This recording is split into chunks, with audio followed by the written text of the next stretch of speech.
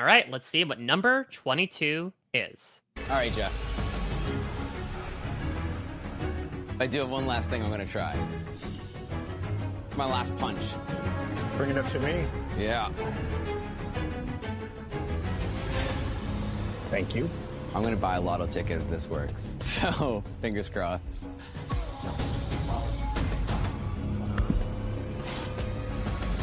I'll open the scroll.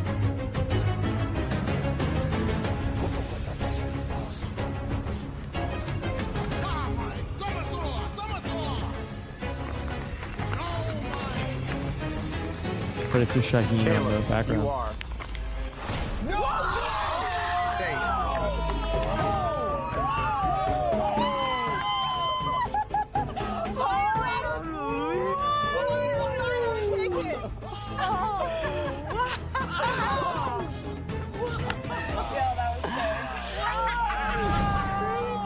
So close, Rob, but ultimately, I would say slightly a cigar, maybe a butt of a cigar, as it is indeed moment number 22, Kaleb's shot in the dark hits from Survivor 45. Okay, there we go. Kaleb ultimately becomes the first person to have the successful shot in the dark when he is going to go home. Yes, never forget Jamie Lynn Ruiz. She did hit it, but she was not voted for. That fulfilling the destiny of what the shot in the dark could be. And it was a huge moment in that season, a huge moment to have watched in a room full of people. Really excited. Kaleb was there. I'm sure I've told this story before, but it was incredible. Like everybody was hugging each other. The waiters that never watched Survivor were high-fiving. It was a crazy night to have all of that happen. And the shot in the dark really had served a purpose that I had thought in the new era of that the thing that the shot in the dark was doing was that it was preventing people from just being told straight up they were going to go home. It didn't even have to ever hit to be effective because it always, okay, we have to give the person another name. It created more drama. And so I think it was a very useful invention for the show.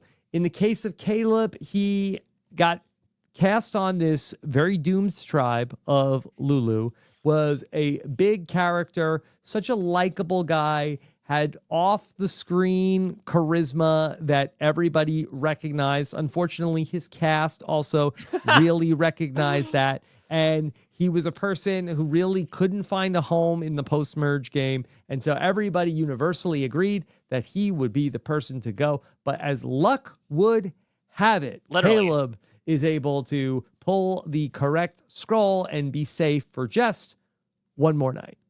Yeah, so, I mean, this goes to show the high that can be produced from a successful idol or advantage play. You know, we'll talk about this, I'm sure, throughout this countdown. It was talked about on the list. We've seen various moments where people will play their idol when they need to, nullifying all the votes against them and saving themselves. It's this exhilarating feeling. It's why the idol was created in the first place in Guatemala, was it presented this outcome of, you are a dead man walking, here is your stay of execution, an opportunity that if you play it right, could be the difference between you going home right now and you surviving until the end of the game. Now, look, and unfortunately does not play out well for Kaleb in the end. He does get voted out in the very next episode.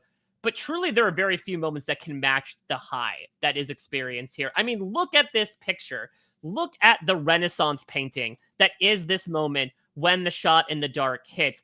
Be it friend, be it foe of Kaleb, everyone is losing their damn minds. Whether it is poor woe-begotten J. Maya realizing instantly that her game is over. Whether it's Emily, who, you know, was unfortunately forced to sell her closest ally down the river just to stay in the game. Now he's granted a moment of reprieve. Or whether it's just everyone in the captive audience at the moment being like... Drew is unimpressed. I mean, yes, listen, Drew is waiting to just make an Aristotelian reference to what Kaleb shot in the dark. He's going to correct the Marcus Aurelius reference from Coach. Exactly. He's already thinking about that. But it truly shows how Survivor is a game that can provide you with outs when you are backed into a corner. Now, oftentimes that does not work, but in a manner of speaking, 1 out of 6 times it does. And I think that this is something that, on the one hand, does represent the power of, as you mentioned, the shot in the dark, that it is something that, you know, we'll see in Survivor 46, that they will, even though they haven't seen 45, they will give Jess a fake idol to make sure that she doesn't play her shot in the dark. There's always that remote chance, that 16.6667% chance, according to David Voce,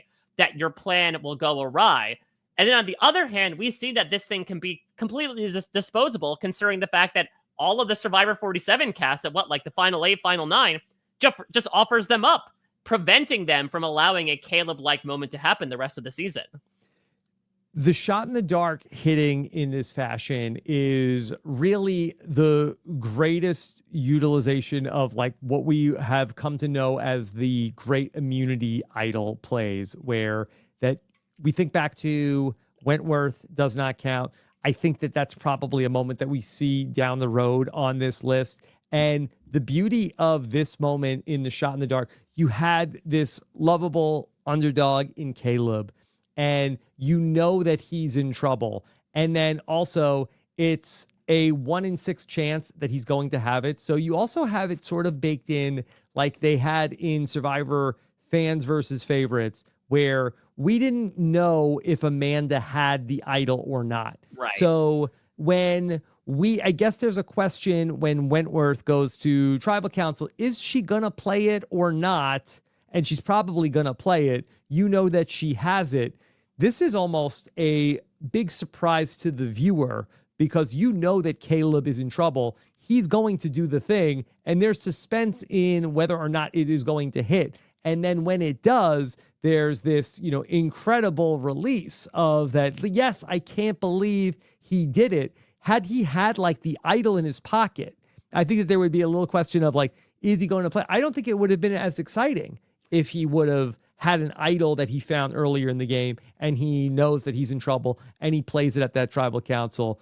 To have it be this miracle that he gets saved. It was only for, I think, for one night. I think he gets voted out the next day. He does, yeah. But for that one night, he was a king. And just the grandiosity cannot be understated here, because not only did Kaleb nullify the majority of the votes against him, he nullified every single vote at that tribal council. In an era of vote splitting and even the shot in the dark still kind of throwing in hinky votes here and there, every single person, it's the merge vote. You kind of just want a name to go with to make things easy breezy.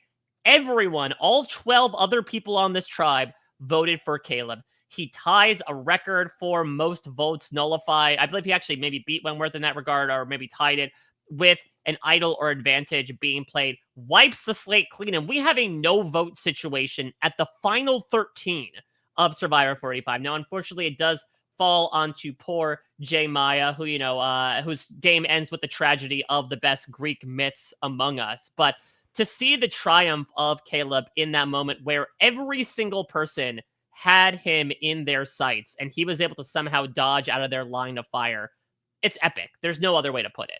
Yeah. Incredible moment for Kaleb. I think that Kaleb, one day we will see him play Survivor again, largely because of how iconic this moment is. Yeah. Not to say anything to take away from him as a Survivor player, but I think when you have a moment in the top 25 moments of all time, I think that is something that is very much going to be indicative of future appearances. Yeah, and I would call this maybe a Hall of Fame advantage play as well, especially in the new era, but maybe in recent memory. Again, in terms of just the mood that it provides, both in the moment and especially among the crowd, Rob, I absolutely loved watching everyone react on that video to this moment. It truly felt like, the Super Bowl, or like the game-winning touchdown scored in overtime, where someone's able to snatch victory from the jaws of defeat. Yeah, incredible moment for Kaleb, and a great moment at number 22